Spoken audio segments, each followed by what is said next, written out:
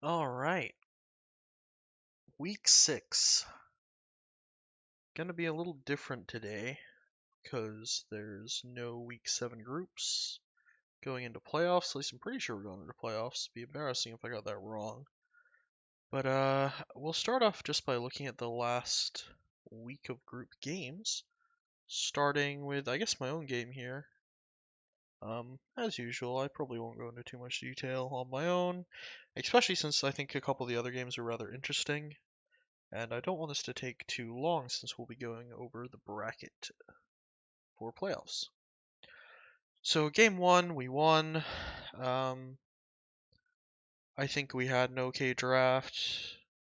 Played pretty well. Did pretty well in lanes. 10 minutes, 4K lead. It's pretty noticeable. And then game 2, Paradox brought it back. Pretty similar win. Like I think both these games went very similarly. This was also like 4 hours ago. We only just played this tonight. So it's fresh on the mind. But it was really similar. They were just kind of in the lead the whole game. They had like a slight throw here where Ricky fountain dived with a rapier. We had a similar thing, game 1. We just not quite to the extent they did, where they literally dove fountain, but we overextended the base a bit. Threw a little, but it was still a one game. And game 2 was the same thing. They threw a little, still one game. Ricky bought a second rapier. Leshrak got his first one back. Kind of a weird iffy draft from me, I think. They drafted pretty well. The Viper pick fucked with us a bit, I think. Wasn't sure what to do. But yeah. The Ricky owned as well. I felt like I wasn't scared of the Ricky. This Night Stalker's like pretty good against Ricky, but man clapped us. So yeah, it was a pretty good Ricky game overall, the more I think about it. But anyway, enough about that, since that was a pretty boring 1-1. I did get the prediction right, but that's mostly just because I'm going to be cocky about my own team. I think, well, actually, I think Gambit predicted a 2-0 as well, but I don't think you'll be surprised at a 1-1. I'm not surprised at a 1-1 either. I think we're pretty similar, pretty evenly matched teams. Wilgang versus Anti-Kithra, as expected, Anti-Kithra forfeited. This is arguably their third forfeit, as I mentioned last week. Technically, they got a bye last week in week 5, but that was only because they said they were going to forfeit to Wilgang, and Wilgang wanted to play. So they gave them the bye and let Wilgang play versus Paradox. And ironically, Wilgang then just had to take a bye or take a forfeit win against Antikythera the very next week. Also, on that note, as expected, Idiots forfeited Team O's. Team O's, 15 minutes past start time, they only had 4 players, one of which was a stand-in. The stand-in, their Dota buff at the time only had 400 games showing and no medal as well. So I think idiots were kind of upset about that stand-in. I looked after after I was done watching Dumbledore's games, and the stand-in had turned on their Dota buff and it was pretty normal looking. But at the time, I think they were kind of sussed out and they didn't even have 5 players, so they got FF'd. Kind of predictable. And talking about watching Dumbledore's game, Hellbears versus Dumbledore. I'm not surprised this went 1-1 because, I mean, I predicted 1-1. I thought this was definitely a team Hellbears could lose to, but it was still, I don't know. I don't know if surprising is the right word, but I don't- it was interesting. It was interesting to see Hellbears lose. Hellbears actually won game 1 as well, so they're literally one game off being undefeated for the entire group stage, and they lost, which is a little sad for them at least. I was obviously pretty pumped because these are people I play with that beat them. Game 1, Dumbledore had pretty good lanes. They picked this Wraith King first overall, they flexed it and put it off lane, and picked Greg a Slark when they revealed Underlord. Um, and then Hellbears actually did this pretty cool thing where they did the Slasher's Way Dusa, they rushed a Rapier. Masters he had a really good lane. The other lanes went iffy. Jay kind of stomped on the Wraith King. Uh, the Tusk was able to roam a lot because Jay was just like single-handedly taking Wraith Lycan's camps from him and shit. And Tusk was free to leave. Tusk got him like a couple kills early, but That freed up a lot of space, I think, because the Tusk was like going bottom and mid and fucking with the Underlord and the tree a lot. So their lanes looked really good. And then the Dusa got the Rapier, and this is what's pretty cool against about Hellbear's lineup here. I don't know. This can't have been planned from the beginning. I think like it seems really it would seem silly to plan this from like from the first pick. But their team groups around this Dusa crazy well. They have the Greaves Underlord, they have Oracle and Treant, Lycan as well with the early AC. Like they just huddled around this Dusa, and there was nothing that Dumbledore could do about it. Maybe if there was a couple early fights, like there's this fight right here you see where Dumbledore just kind of walked up the high ground into them. This was before the Rapier as well. She only had a Demon Edge, I think, at this point. And so that was a pretty crucial fight to lose. And then they got the Rapier and took pretty much the exact same fight, the exact same high ground Dumbledore ran up into and lost. And at that point, it was all downhill. And they couldn't touch this Dusa. Hellbears played super well around it. It was a funky draft. I imagine I'd be annoyed to play against it because it was really like cheesy and silly, but it was very entertaining. It was pretty cool, honestly. Big fan of that one. Game two, Dumbledore once again had like a slight lead in lane. It felt like they were doing pretty okay. And the difference is this game they actually managed to win. They had a Ricky. Yeah, I swear this hero is good, man. My game had the same thing. Ricky kind of going off. Not to Greg didn't go off as hard. His lane I think was a little rough. Maybe his lane wasn't rough, but he ran around a lot getting kills. He chose to kind of I guess make space instead of take space, be the way to put it. Idolatry ran the Necro mid again. He did this last week, I believe, as well, and did really well. He did well this week as well. A lot of wells. So it wasn't like it wasn't super stompy right off the get-go in terms of a big net worth lead, but Dumbledore was choking the space out of Hellbears pretty quickly. You'll see they had a T1 up at the end of the game even. They were just really in Hellbear's face. I'm not sure how seriously Hellbear was taking these games, to be honest. They had control on mid for some reason. Game 1, they did the Rapier Dusa thing. It's possible Hellbears wasn't going full strength here, but either way, a very good showing from Dumbledore. Pretty fun series to watch. I guess maybe the games were like a little stompy. They were definitely kind of short. Honestly, I kind of like watching shorter series. Often games that go on for a long time, I think, kind of only do that because people are making mistakes. That's just, or there's like good high ground defense, unless it's like a legitimately very close game. So these are fun to watch. Good showing from Dumbledore. Pretty good showing from Hellbears too, especially game 1. They were just very clean in the way they played.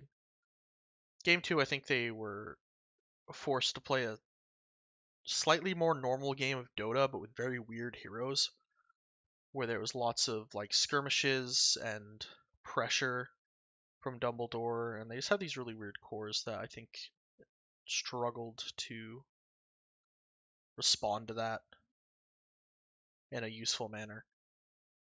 So yeah, definitely their draft game 2 looks very memey to me. Their draft game 1 was maybe memey, but at least it was like good cheese. Game 2 was weird. But anyway, moving on. Wards and Base 2-0'd Grin Ethereal. I expected them to 2-0 Grin. I mean, who doesn't? But it is impressive how hard they 2-0'd them. I mean, they just stomped them. Is this the same guy that played the Mars last week? This guy seems quite good. If they are. Who's there? Oh yeah, this guy used to have a different picture. Used to have that like a rat or something. Some video game character. It looked like. Owned this game. I mean, they just crushed him. Stomp. T1 still up. Stomp start to finish. Game 2, a little rockier. They gave up some kills, but overall, still pretty stompy. They only lost 1 T2. The mid, once again, had a very good game. This offlaner seems very good. At least the last couple weeks, this offlaner has very good performances. It is also Grin, though. It's not like a crazy impressive team, but it's good that they won. I think we'll move them on the tier list in a second here. This is the game that surprised me the most, I think, was Coconuts versus Vapor. I really thought Coconuts was going to 2-0 this one. I guess it was possible Vapor could take a game. I mean, obviously, like I'm not crazy surprised. It's not like if Grinner or Anti Kithra took a game off of Coconuts. If one of those teams took a game off of Coconuts, I'd be very surprised. But even though it's not like crazy that Vapor took a game off of Coconuts, I didn't expect it. It looks like Coconuts went too hard with weird counters or specific counters. Maybe not weird. Like they picked this bat to counter TA, and Team Vapor just put TA in the safe lane as a response to it. I mean, and that's just kind of that. TA had a crazy good game, it looks like. Yeah, I don't know what to say, honestly. It's possible Coconuts isn't as good as I thought. Like, they seemed pretty solid when they played us. But they did, like, almost lose a game to Antikithra or something, right? Hold up. There was one game that they played that surprised me. It's a game they, like, lost to a Dro, right? Or no, they won as Dro, I mean. Hold on, let me see if I can find this real quick. Who've been playing it? I guess this guy.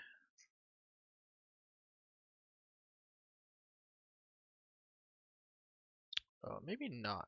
Maybe I'm getting them confused. Maybe it was on old Ticket? No.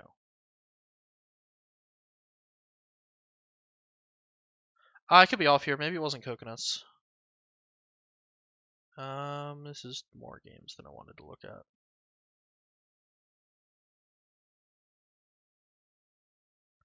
To be honest, no, they weren't the team that almost lost to Antikithra. That was someone else. I forgot who that was. It's a bit of a tangent. I'm like slightly out of it this evening. I apologize. They lost a lane or something. Yeah, it wasn't that big of a deal. Okay, never mind. But anyway, so yeah, they lost game one. They picked this bat against this TA. It didn't work at all. It's kind of a Marissa game, I think. I mean, it's like okay, I guess. It's good against Clock. Kind of. Well, actually, is that even true?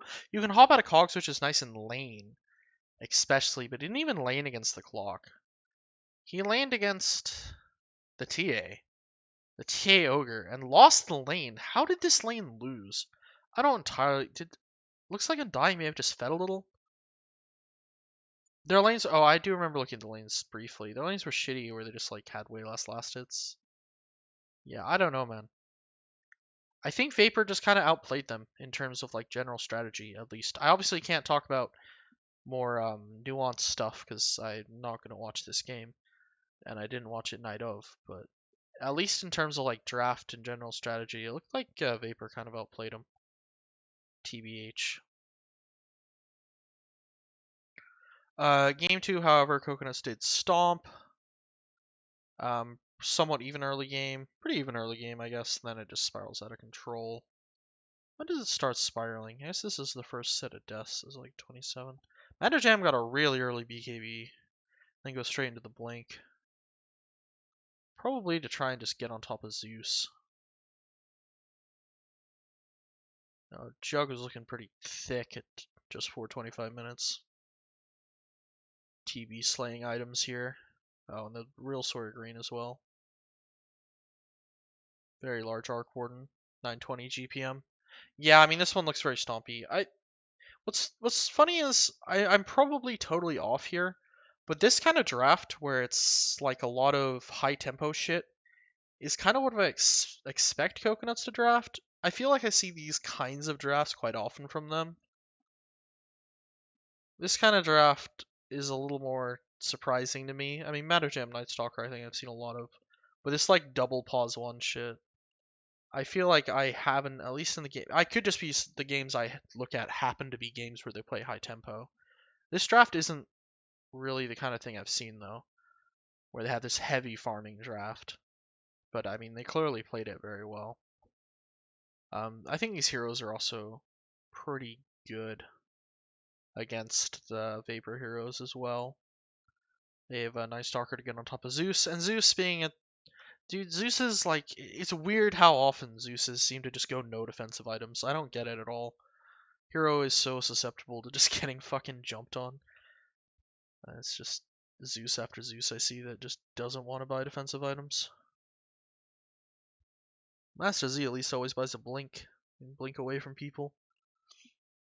He knows what he's doing. But yeah, that's that. I think I have pretty good TB answers as well. The joke got an early Mjolnir. And they have an Arc Warden. So, it's a pretty surprising series. Kind of makes me question where I put coconuts on. Oh, why am I moved back here for some reason. Kind of questions where I put coconut on the tier list. I guess we'll hop to that now since that's it. Victoria's Secret got a buy. We already talked about the Idiot's forfeit. So we 100% move Wards and base up. Because they've beaten all these people now. I'm pretty sure Anti-Hethra is like actually disqualified now. They've, I mean, once again, admins could just talk to them and ask if they want to play playoffs or not, but I'm pretty sure with the amount they forfeited, they're basically disqualified because I think there is a 3 forfeit rule. Originally, I had Teemos and Wilgang B tier, Coconuts and Paradox A tier. I don't think this makes sense anymore though. Because, oh, this is an old picture. I'll get rid of this. Coconuts didn't look very good here. They won 1 Vapor. They've had such a weird season so far. It's hard to say. I am inclined not to move them. I probably won't even touch the tier list again because we're going to go into the actual playoffs and that's just going to be bracket predictions. So this will be my final tier list.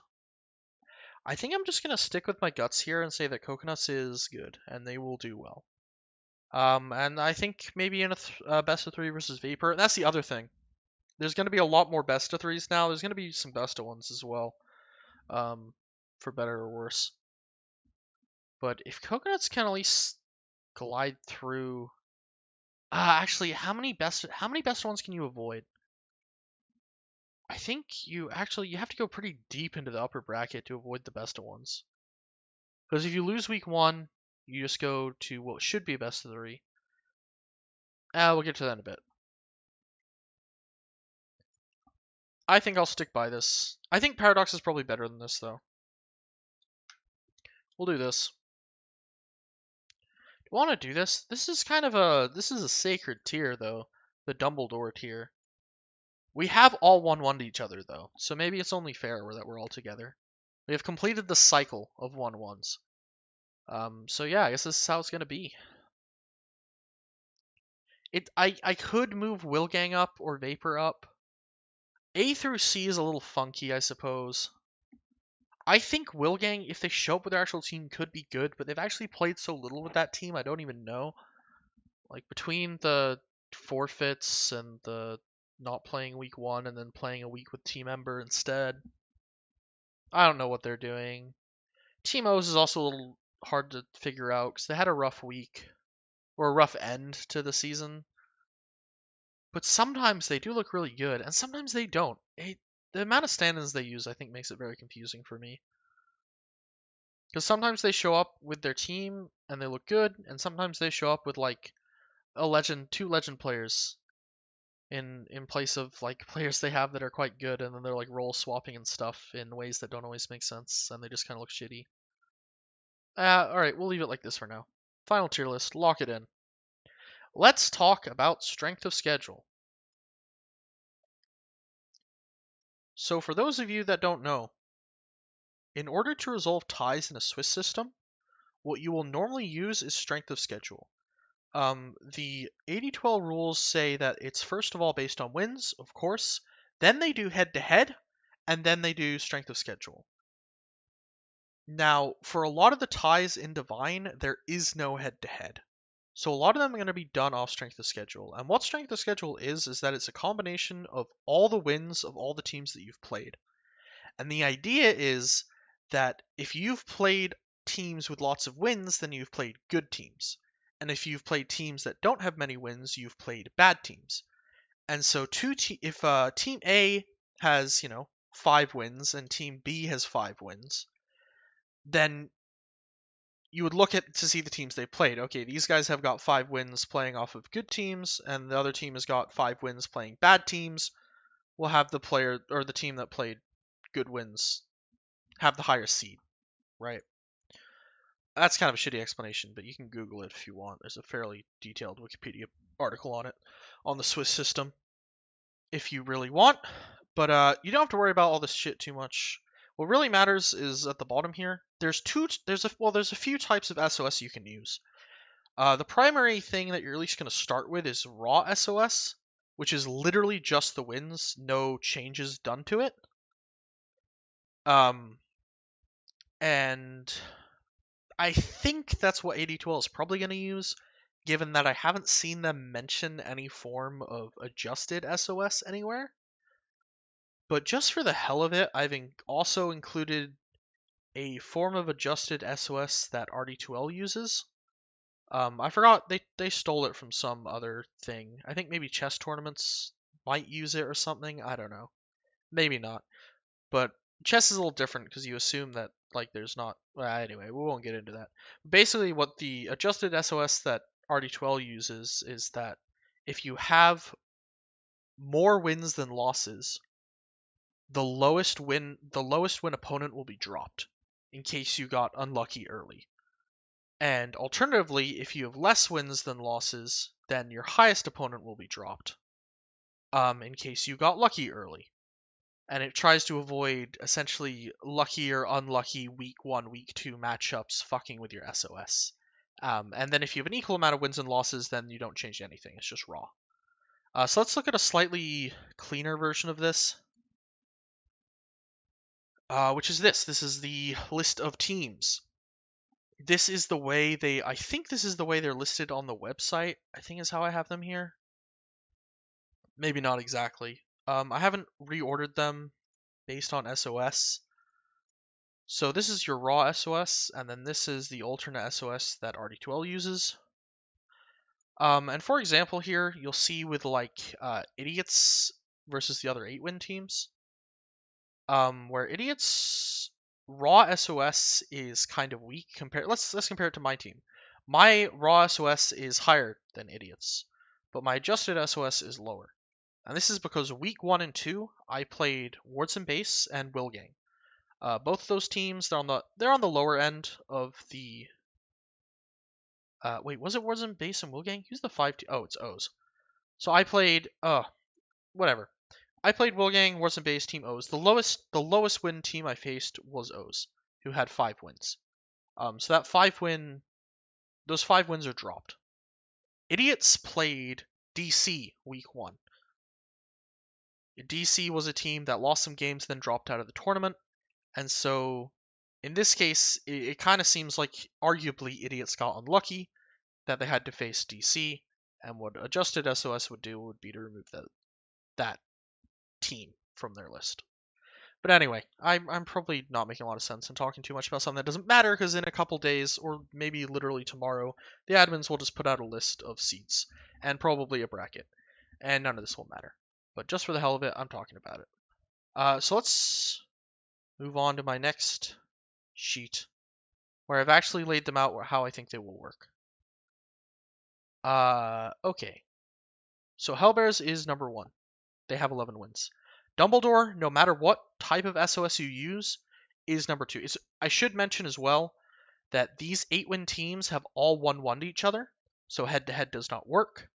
The six teams have not played each other at all, and Team O's beats Victoria's Secret head-to-head with a 2-0, so even if they didn't have significantly higher SOS, they would still have the higher seed. So we're just going to focus on the 6-win teams and the 8-win teams. We'll actually start with the 6-win teams since they're a lot easier. The 6-win teams, because it's 6 and 6, adjusted SOS is no different from raw SOS. So assuming that they don't use any other form of altered SOS, there's some other ways where you like always drop lowest or always drop highest, or drop lowest and highest. Assuming they don't do anything like that, is going to be Wilgang, followed by Wards and Base, followed by Vapor for 7th through 9th seed. But moving on to 8th, because this is... I might be biased in finding it more interesting because it's my team and my two, I guess, sister teams. But I think it is also interesting because there's 4 teams and the SOSs are kind of all over the place. They're very close, and they also vary based on what form of SOS you use. So if we go off of Raw, it will be Dumbledore 2nd, Creature 3rd, Idiots 4th, and Paradox 5th. If we were to use Adjusted SOS, then it would still be Dumbledore 2nd, but if we used Adjusted SOS, then it would be Idiots 3rd, Creature and Paradox would then be tied, so you would look at Raw SOS, and then it would be Creature 4th and Paradox 5th. So in theory, assuming that these are the only types of SOS on the table, it could be that Creature and Idiots are swapped, where Creature is 4th and Idiots are 3rd. But assuming they use Raw SOS, it's going to be Creature 3rd and Idiots 4th. Anyway, that's a lot of talking. So this is what I'm pretty sure the bracket's going to look like. We'll all find out soon. I'm not going to make predictions this week. I've got this set up, kind of, but I'm going to wait for admins to confirm it, and then I'll predict games and probably make a full bracket prediction as well. But for now, let's just look at how this is probably going to look. An interesting thing... Oh, I should also mention, I've assumed Antikythera is just quitting and DQing, so I'm putting them as a bye instead of putting their team in. If they do show up, whatever, they're probably going to lose their games anyway, so it's not that much different from a bye. What's a little interesting here, though, is that because we have 4 byes, the first week of lower bracket, which is going to be week 2, here, let's do this.